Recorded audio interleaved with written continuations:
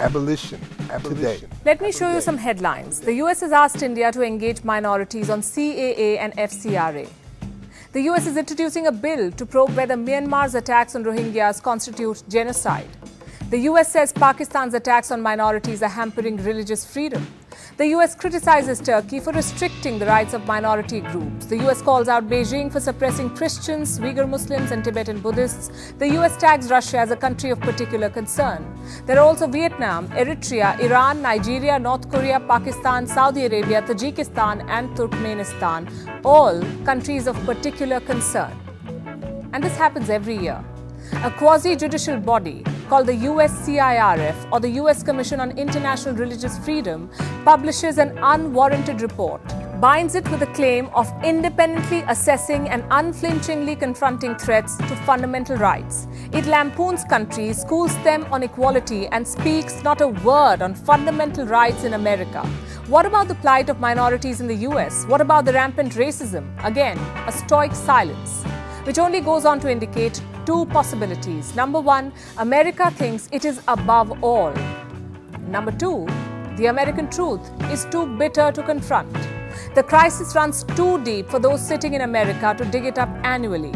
US President Joe Biden was recently asked his views on racism. He said, and I'm quoting, "I do not think America is racist, but I think the overhang from all the Jim Crow and before that slavery have had a cost." His deputy said the same. America's first black vice president, Kamala Harris, said this: "I don't think America is a racist country, but we also do have to speak the truth about the history of racism in our country and its existence today." Now, first of all, these statements contradict themselves. Why say something so assertively only to follow it up with a but? As for the truth, here it is. America has one of the worst records in the world on minorities. No matter what its leadership tells you, the country is systematically racist, and we will show you that on this episode of Gravitas Plus. Hello and welcome. I'm Palki Sharma Upadhyay, and tonight I argue that racism in America is a reality. Let's begin with history. Between 1525 and 1866, 12.5 million people were kidnapped from Africa. They were bundled up like cargo, and many of them were shipped to what we today know as the United States of America, and nearly 2 million Africans would die in transit. For the 10.7 million who survived this transatlantic slave trade, life would become a living hell.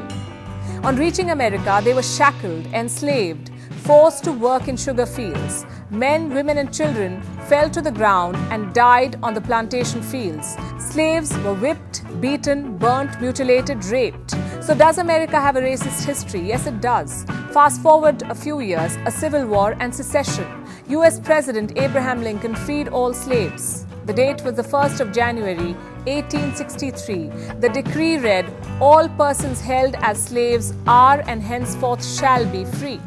2 years later, on June 19, 1865, Union General Gordon Granger told the slaves of Galveston, Texas, that they were officially free. The day is now known as Juneteenth. The National Museum of African American History and Culture calls it America's second Independence Day. The United States celebrates Juneteenth every year. But what exactly do they celebrate? There is racism in policing.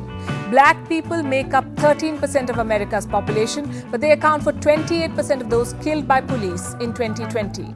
There is racism in the criminal justice system. 1 in every 10 black men in his 30s is in jail on any given day. Youth of color make 2/3 of the youth detained. There's still housing discrimination. There is still banking discrimination.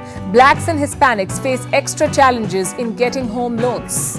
In 2015, 27.4% of black applicants and 19.2% of Hispanic applicants were denied mortgages.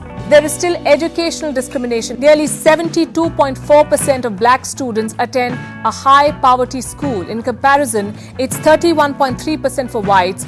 Then there's workplace discrimination. A black graduate is more likely to be unemployed. But there are certain jobs where people of color are overrepresented. The lowest paying ones, like food servers, porters, barbers, tailors, dry cleaning workers, concierges, chauffeurs, agricultural workers.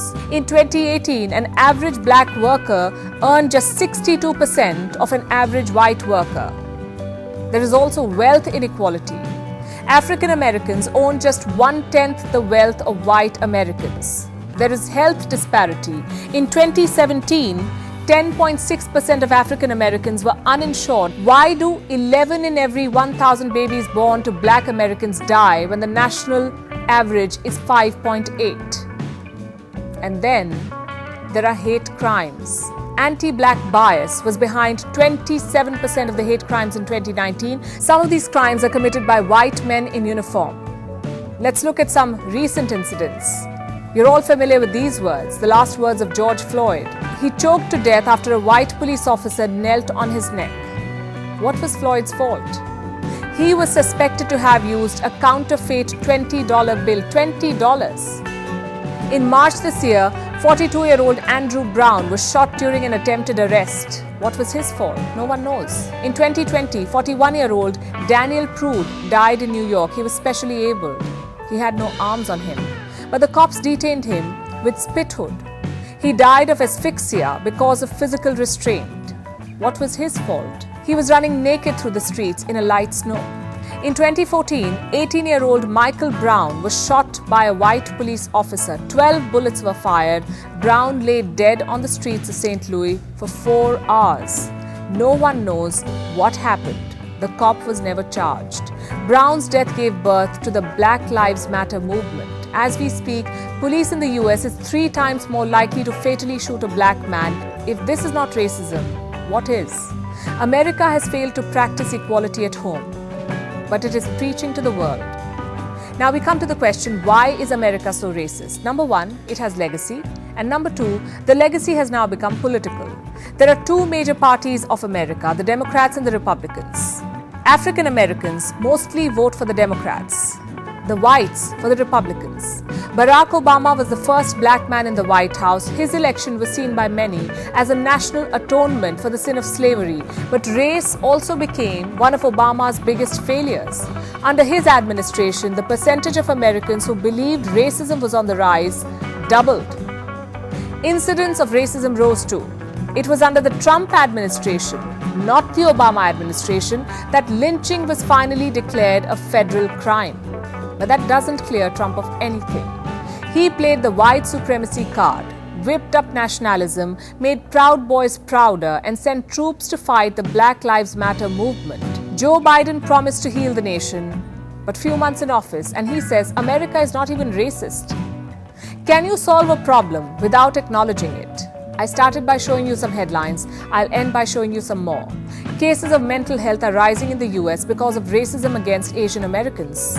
Minority children in America are lagging behind even in full-time classroom learning. The pandemic has affected more black Americans compared to their white counterparts. Domestic extremism has become mainstream and could threaten American life for 20 years. Half of all US minority-owned small businesses could not afford rent in April. The United States of America is among the 10 worst countries for racial equality, and yet the US thinks it has the moral high ground to school others on minority affairs. It has none. And with that, I rest my case. Abolition. Abolition. Abolition. Abolition. Abolition.